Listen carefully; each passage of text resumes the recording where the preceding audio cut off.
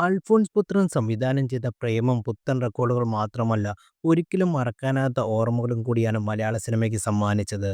അതുവരെ കണ്ടുവന്നിരുന്ന സ്ഥിരം പ്രണയകഥകളെ അൽഫോൺസ് പുത്രൻ എന്ന സംവിധായകൻ മാറ്റിയെഴുതിയപ്പോൾ പുത്തൻ സിനിമാ കാഴ്ചകളാണ് സിനിമ പ്രേക്ഷകർക്ക് ലഭിച്ചത്. ഇന്ന് 10 വർഷം കഴിയുമ്പോഴും പ്രേമം മലയാളികൾക്ക് പ്രിയപ്പെട്ടതായി തുടരുന്നു. ഇപ്പോഴിതാ സിനിമയുടെ 10ാം വാർഷികത്തോടനുബന്ധിച്ച് ഇതുവരെ റിലീസ് ചെയ്യാതിരിക്കുന്ന സിനിമയുടെ സ്റ്റില്ലുകൾ പുറത്തുവിട്ടിരിക്കുകയാണ് നടൻ നിവിൻ പോളി.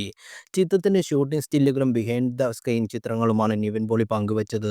സായി പല്ലിയുടെ മലർമീസും ജോർജും തമ്മിലുള്ള മുഹൂർത്തങ്ങളും അനുപമയും മറോണയ്ക്കും ഒപ്പമുള്ള ചിത്രങ്ങളും നിവിൻ പങ്കുവച്ചിട്ടുണ്ട്. ഒപ്പം ചിത്രങ്ങളിലെ മറ്റ് അഭിനേതാക്കൾക്കുമുള്ള സെൽഫിയും താരം ഷെയർ ചെയ്തിട്ടുണ്ട്. സിനിമയുടെ സീനുകൾ വിവരിച്ചു കൊടുക്കുന്ന അൽഫോൺസ് പുത്രൻ ചിത്രങ്ങളിൽ കാണാൻ.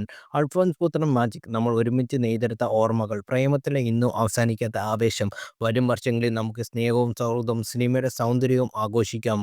ജോർജിനെ ചേർത്ത് നിർത്തിയതിന്, നിങ്ങളുടെ ജീവിതത്തിന്റെ ഭാഗമാക്കിയതിന് നന്ദി എന്നാണ് ചിത്രങ്ങൾ പങ്കുവച്ചുകൊണ്ട് നിവിൻ സോഷ്യൽ മീഡിയയിൽ കുറിച്ചത്.